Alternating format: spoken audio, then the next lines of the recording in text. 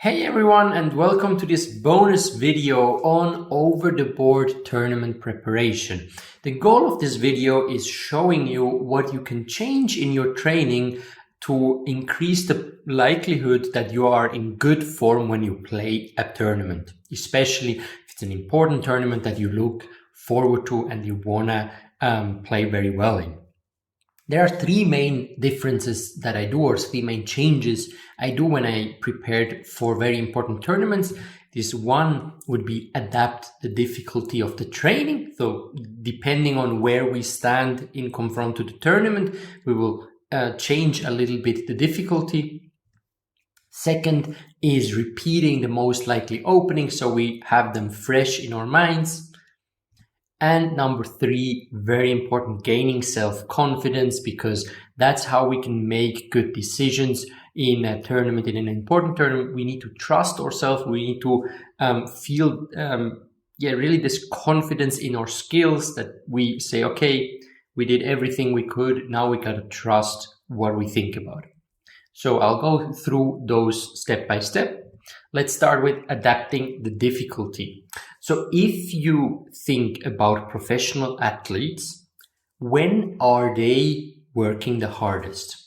And that's something I see many chess players do wrong. So what I see is people say, oh shit, in 2 weeks I have this tournament and I haven't been studying well for the last month or two. And now they gain motivation. They say, now I need to study so hard so I can play well on the tournament. That might actually be in the short term counterproductive. Why? Because when you work hard, you need some time to adapt to new changes. So you might start to solve some extremely difficult puzzles, and you lose actually self-confidence because they are difficult and you will fail. So what we should do is work hardest in off-season, right? Professional athletes, what they do is they build up all their strength, all the technique, everything when they don't have tournaments. And then during the season, they just do small adjustment. They try to stay fit, but they don't try to gain muscle mass during the season. So that's similar to what we should do. We should peak in the training with the difficulty roughly 3 to 4 weeks before a tournament. Okay, so then we want to really have those extremely difficult calculation, tactics, exercises, really strain ourselves, really, stretch our brain. So we tell the brain, okay, you need to get faster, you need to get better, more precise. That's how we improve. But then going closer than 3 weeks to the tournament, you want to decrease the length and intensity of training. Okay, so this has the reason to try to build up self-confidence, right? If we train way too hard before the tournament, we won't have confidence anymore. But also, if we train hard, we will lose energy, right? So if the days before a tournament, we work so hard on our chess because we think, oh no, I need to cram everything in, we won't have energy anymore on the tournaments. And especially for you guys, for amateurs, mostly you actually even play double round tournaments. And if you play those double round tournaments, those weekend tournaments, it's even more important. You might even, work have a stressful week at work, and then on the weekend, which would be your days off, you play chess. So you need to have a lot of energy. That's way more important in the short term than if you studied some 2 hours more tactics just before the tournament. And what I would do, and I really recommend you do the same, just before the tournament, let's say the last 3-4 days before a tournament, only solve super simple tactics, okay? You don't want to go anymore for this 70% solving right. You want to go for 95% and maybe in 1 minute or less. You really just want to get your brain going. You want your brain like, okay, yeah, this is a tactic, this is a tactic. That's how I solve exercises. And tell the brain, oh, you're so smart. You're so smart. You have all these right solutions. That's how you gain confidence and you can get stronger. We will later get also to even more ideas how you can gain confidence, but that's how I usually adapt the difficulty in my training. To make sure that you have enough energy, I recommend taking 1 day off for every 3 days playing before and after the tournament. Okay, so easy example, you play a weekend tournament Friday to Sunday, you take a day off before. So you try on Thursday not doing any chess work. Like this, you get your brain, in fresh shape. You look forward to chess and you're not exhausted already when going into the tournament. If you can in any way do it, I really recommend not working on the day of the first round. My father was a good example for that. Okay, he worked 100% and sometimes he accompanied me to a tournament and then played himself. So there was this famous Easter tournament, which was now called Grenke Chess Open.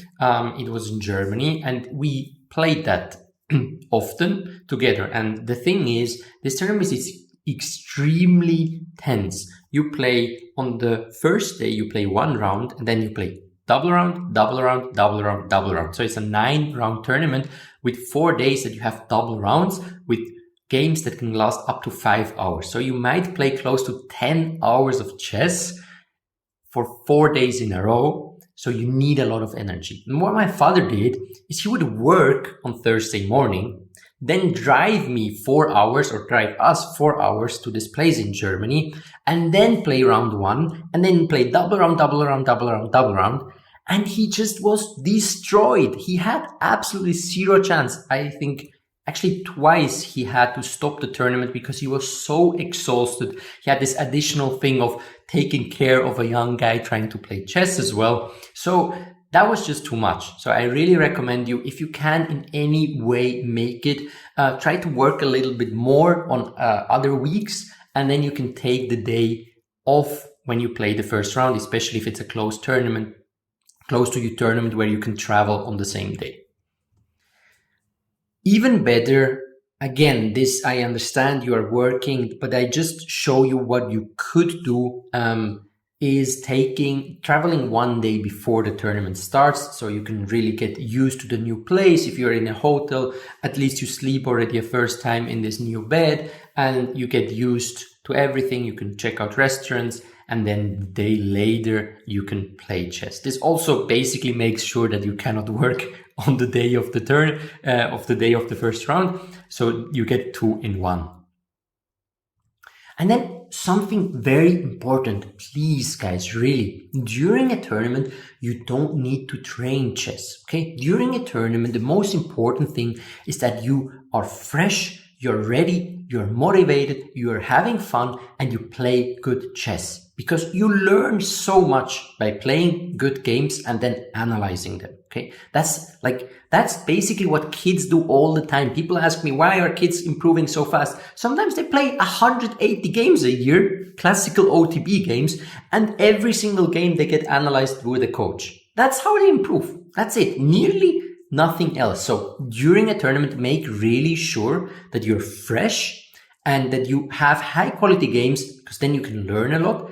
And that means not thinking about, oh, I should still repeat my chessable repertoire so I keep the streak, or I should still, I don't know, whatever, read this chess book. No. During a tournament, you're completely off chess training. The most important thing you want to do, being fresh and being ready for the game. That's it. Okay. The opening repetition obviously is part of being ready for the game. So what should you do with the openings?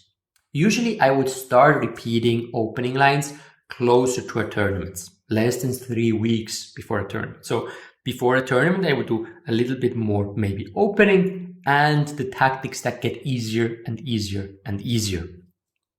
And this means also that you don't really need to repeat your repertoire otherwise. Because let's say you are 2 months before a tournament and you just start repeating your repertoire.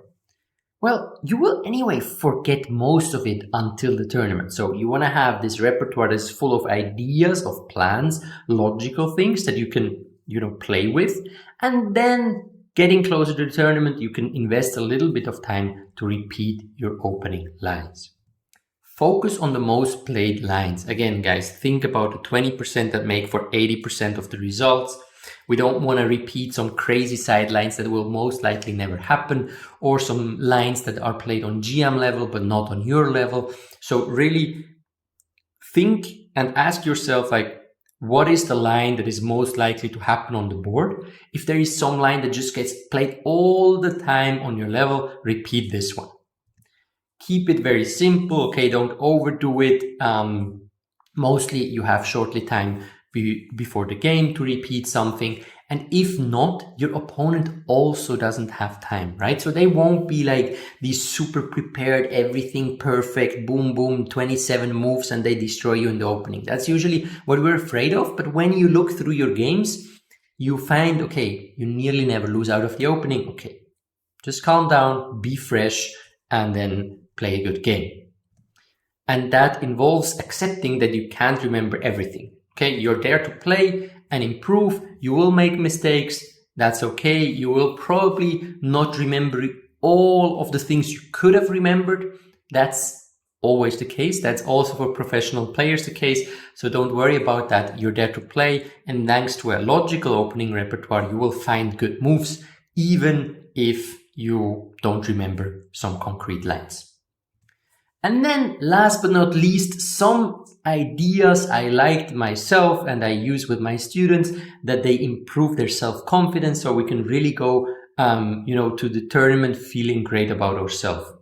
Especially if you feel that you were a little bit in a bad period, make sure to review some successful games to gain self-confidence. Okay, it's very important. Just some good games you played. I'm sure you have them. So go through those games. Don't go through the, tough defeats or whatever close to a tournament. Again, we want to learn out of defeats, but we don't want to remind ourselves of all the defeats just before going to a tournament.